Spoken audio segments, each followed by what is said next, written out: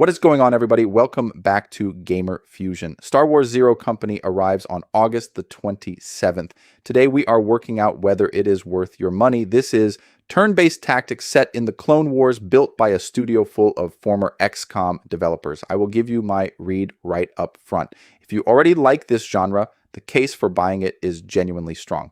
If you are new to tactics games, there is one thing you should know before you commit. Let us go through it properly.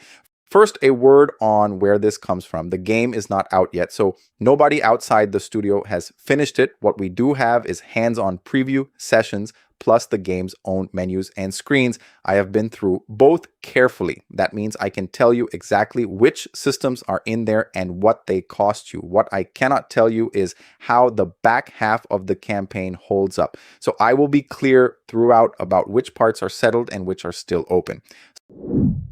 Start with the deal because it is not uniform. On PC, the standard edition is $50. On console, that same edition is $60. The Deluxe sits $10 above it either way, and it is digital only everywhere. Now, the part that matters for your wallet, everything the Deluxe adds is cosmetic. There is no power and no content locked behind it, so the standard edition is the full game. That is a genuinely clean way to sell an edition, and it is worth saying out loud. Here is the premise without spoiling anything. You play a disgraced former Republic officer called Hawks. What you build around him is Zero Company, an elite squad for hire during the Clone Wars. You are not the Republic and you are not the Separatists. You are the people both sides quietly hire.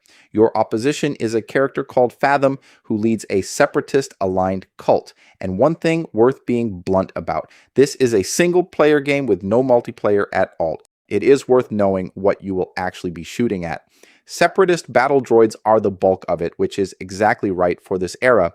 There are clone troopers fighting alongside you in places. You can spot astromech droids out in the field as well. The environments move around more than I expected to. There are snowy mountain ridges and wrecked settlements and undercity caverns. A fair amount of it happens around ships and out in space. So this is not one biome repeated for a whole campaign. What nobody can confirm yet is how much enemy variety turns up later on. The core is clean and it is easy to describe. Each unit gets 3 action points on its turn. You spend those on moving and sprinting and using abilities and shooting. 3 rather than the usual 2 matters more than it sounds. It means you can reposition and still do something useful in the same turn. Previews describe the whole package as several XCOM games blended together, then smoothed out to be more approachable. That word approachable is the one thing I would want you thinking about before you buy. The structure around those fights is more interesting than I expected. Missions carry explicit difficulty ratings, so the game is upfront about what it is throwing at you. They also carry expiry timers and drop off the board if you leave them. The campaign itself runs in numbered cycles, and on the mission I looked at, the failure condition was simply Hawks being eliminated. Your commander going down ends the run outright. So there is real pressure on when you take a job, and not only on which one. Squad building is deeper than most licensed Eisen games bother with. Your operatives can be created from a range of species. Devaronian and Human and Togruta are all named directly. Twi'lek and Zabrak are in there as well. Archetypes run from Jedi all the way through to scoundrels. You can change voices and outfits and plenty of the appearance details. The mission screen showed 4 operator slots in total, so this is a tight squad rather than a big roster to manage. There is a proper gear layer underneath all of that. Weapons break into component slots that you swap yourself. The blaster rifle I looked at had a barrel and a cell and a scope and a stock. One mod equipped was a precision scope listing a 10% critical chance increase. Missions pay out across several currencies too. You earn intel and credits plus something tied to leveling a base the game calls the Den. So there is a meta layer to invest in between operations. There is one thing the previews were unusually consistent about. Several of them singled out the relationships between Hawks and the rest of the crew. Turn-based tactics does not have a strong reputation for character writing. The impression is that this game is deliberately trying to fix that. For a buying decision that matters more than it might seem. A tactics game you like the cast in is one you finish. A tactics game that is only systems is one you put down after 6 hours. Whether that writing holds all the way through is still open, but it is the part people kept bringing up unprompted. So here is what you are actually getting for your money.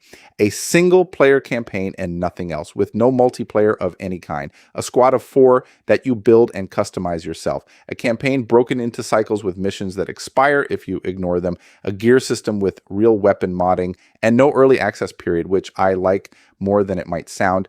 Everybody starts on the same day, so nobody is spoiling it a week early. Now, the part that should actually affect your decision. Nobody has played the late campaign, so mission variety across a full run is unknown. Nobody has said how the difficulty curve settles once the systems are fully open. There is no word yet on how it performs across either console. And preview builds are always chosen by the publisher to show a game at its best. There is one more thing worth weighing. This is BitReactor's first shipped game. And pedigree is not the same as a track record. There is one recurring note in the previews that cuts both ways. That word is accessible. This game is repeatedly described as smoothing the rough edges off the genre. For a lot of buyers, that is exactly the right call. It is probably how a Star Wars tactics game reaches a big audience at all. But smoothing always has a cost attached to it. The people who love this genre love it for punishing decisions and permanent mistakes. Nobody could say yet how deep the strategy layer goes underneath that polish. The real test always comes 20 hours in. So who is this actually for? If you have put hours into XCOM, this is aimed squarely at you. It is more of that with a Star Wars coat of paint. If you like squad games for the characters rather than the spreadsheets, the previews suggest the writing is the strongest part. And if you have always wanted a Star Wars game that is not about lightsabers and chosen ones, this is a rare one. The people it may not suit are the hardcore tactics crowd. And if you have never touched a tactics game before, this is probably the friendliest entry point you will get.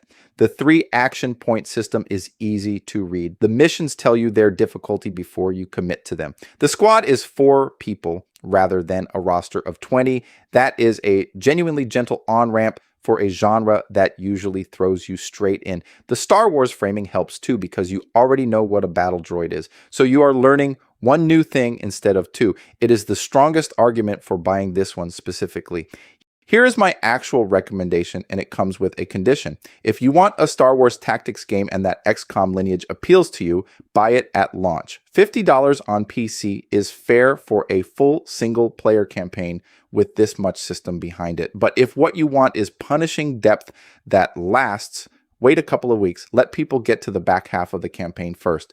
That is the part none of the previews reached, and it is the part that decides whether this holds up. That is the buyer's guide. Some strengths and some open questions, plus my honest read rather than a score. Now I want yours. Are you buying Star Wars Zero Company at launch or waiting to see how it lands? Which edition are you going for, and does the cosmetic-only Deluxe tempt you at all? And who is the first operator you are building? Let me know down below. Subscribe if you want more Zero Company coverage as it lands. Thanks for watching, and I will see you in the next one.